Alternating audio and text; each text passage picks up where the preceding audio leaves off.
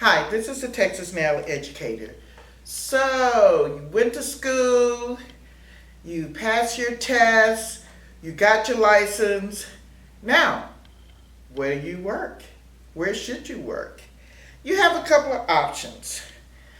First of all, you can work in a nail salon, or you can get you a suite, or you can work in a hair salon, or you can work at home or mobile. Now, just a fair warning about mobile. In our heads, mobile mean I live at home and people book online and I go to their homes and I do their nails. Well, in the state of Texas, mobile means you have a separate unit that you take different places, you set up, you do nails in that unit, and then you take that unit back home or wherever every evening. So be sure you check with your states to be sure you have that mobile thing covered.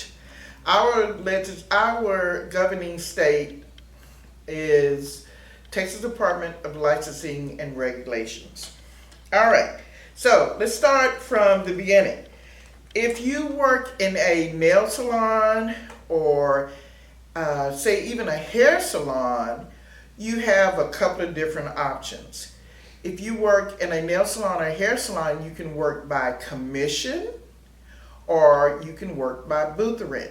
Now let's talk about commission first. When you work by commission, that means that you get a split or a portion of the money. So say 50-50. That means that every client you do, you get half the money and the owner of the salon gets half the money. So if you did a full set, you charge $80 for that full set, you got to keep $40, the salon got to keep $40. Sometimes the salons will do a commission split. They'll provide you the supplies and everything. All you have to do is provide the skill. Other ones will raise the commission and you can provide your own supplies.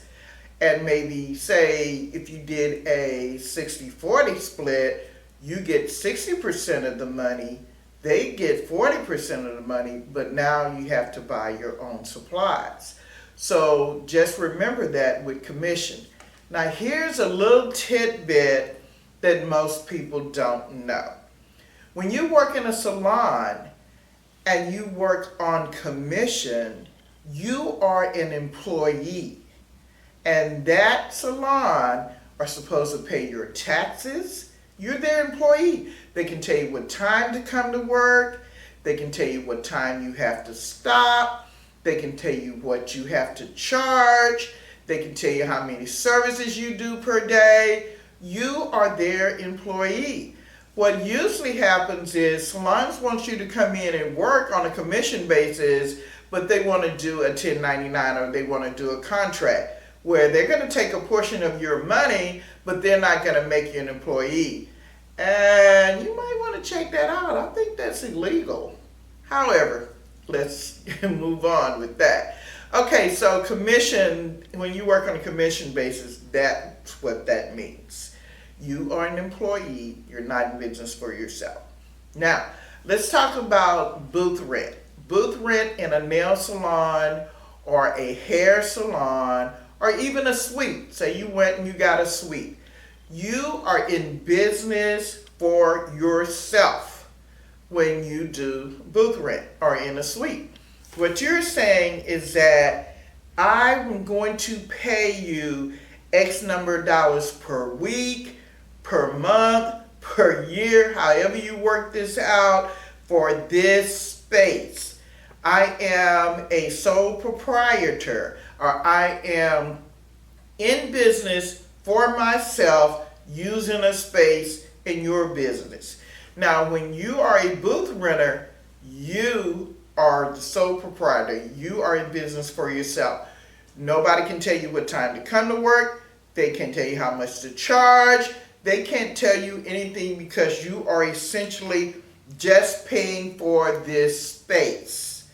They won't buy your supplies. They won't do anything. You are self-employed. Now, on the other side of that, Being self-employed and being business for yourself, that means you buy your own supplies. You set your own schedule.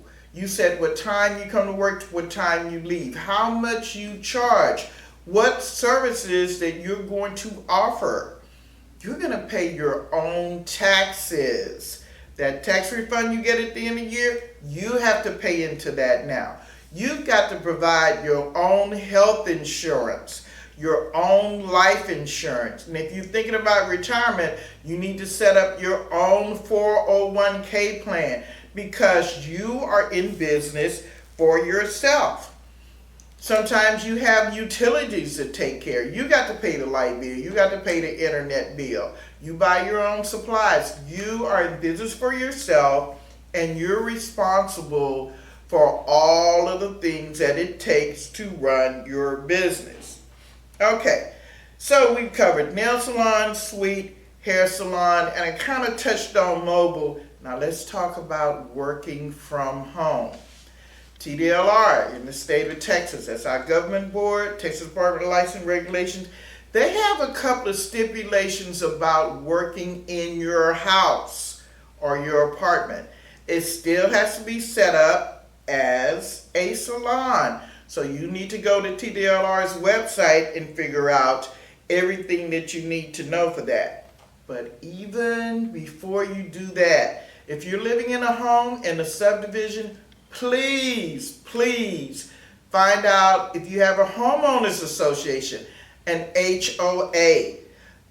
The homeowners association may say, yeah, you can have a business, but like an Amazon business where maybe you go sell books, or eBay business, or Etsy or something where you're selling stuff and you're just taking it to UPS or wherever and you're mailing it off. But with a salon, you are having strangers, you're having people come in and out of that subdivision that does not live there. So you need to be sure that HOA, Homeowners Association, will approve what you're doing. Now, if you don't have a homeowners association, then you don't have anything to worry about. But you do have to have that salon approved by the Texas Department of Licensing and Regulations and the city. So the city has to come out, and they may have some permits and things you need to do, and then TDLR is going to come out and they're going to have some things you need to do. So be careful about working from home legally. Now, let me just say that I know people are doing this all day, every day, and they're taking a chance of not getting caught. But if you don't want to do that, you want to set things up right. Okay, so I hope this video has been helpful with you. If you leave some comments below, I respond to all of my comments. Let me know if you need some information. Maybe I can find it out for you. So thanks for watching, and please like, share, and press that notification button.